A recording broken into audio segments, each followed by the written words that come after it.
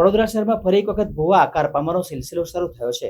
Nawayard road ઉપર આવેલ Saint Joseph school પાસેના સંતોષ ચેમ્બર બહાર ભૂવામાં સિમેન્ટ ભરેલી ટ્રકના પાછળના ટાયર ખૂંપી ગયા હતા।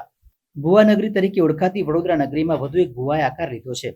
છાણી સ્થિત સેન્ટ જોસેફ સ્કૂલ પાસે સરદારનગર સંતોષ ચેમ્બર સામે ભૂવો પડ્યો છે। આજે ત્યાંથી પસાર થઈ રહેલી એક ટ્રકનો પાછળનો ભાગ ભૂવામાં ખાબક્યો હતો। ટ્રક આખી નમી પડી હતી। ટ્રકમાં સિમેન્ટની ગુણ નાખવામાં આવી હતી। જોકે સદનસીબે બનાવને પગલે કોઈ જાનહાનિ થવા પામી ન હતી। મહત્વની બાબત છે કે આ રોડ પર પહેલા કોઈ ખાડો પડ્યો ન હતો, પરંતુ આજે અચાનક જ આ ભૂવો નિર્માણ પામ્યો અને તેમાં ટ્રકના ટાયર ફસાઈ ગયા। હાલ ક્રેનની મદદ વિના ટ્રકને બહાર કઢાઈ નહીં એ સ્થિતિ ઊભી થઈ છે। તો બીજી તરફ પાસે જ સ્કૂલ આવેલી છે, ક્યારેક બાળકોના માથે અકસ્માતનું જોખમ ઊભું થયું છે।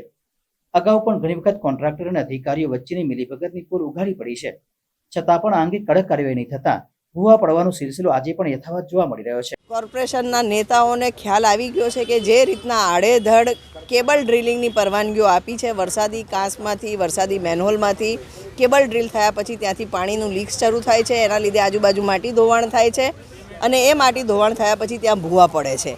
પણ આડેધડ પરવાનગીઓ આપનાર એન્જિનિયર ઓન પેપર ખાલી ટેબલ પર બેસીને એક્સરસાઇઝ કરે છે, એમની પાસે પ્રોપર નકશા બી નથી હોતા અને રેન્ડમ જે પરવાનગીઓ આપી છે આજે એનું પરિણામ વડોદરાના નાગરિકો ભોગવે છે। ટેક્સપેયર્સના કરોડો રૂપિયાનો વેડફાટ થાય છે, લોકોના જાન સાથે ચેડા થાય છે, તેમના વ્હીકલ્સને નુકસાન થાય છે અને આ બધું જ ભારતીય જનતા પાર્ટીના ભ્રષ્ટ અને અનાવડત ભર્યો જે એમનું 30 વર્ષનું શાસન છે એનું પરિણામ વડોદરા શહેર ભોગવી રહ્યું છે।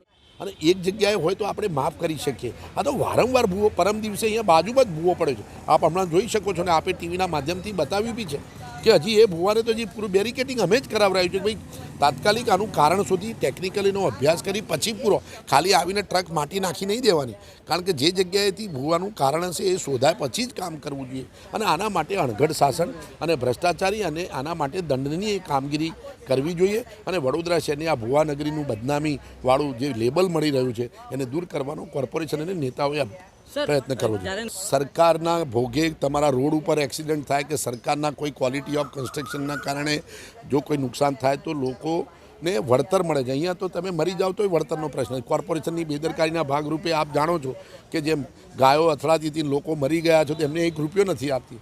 બીજા દેશોમાં તો આની સુવિધા છે કે સરકારના તમે કંઈ ગુનો કરશો તો તમને સજા થશે, તો સરકાર ગુનો કરે તો એના માટે સજા કોણ?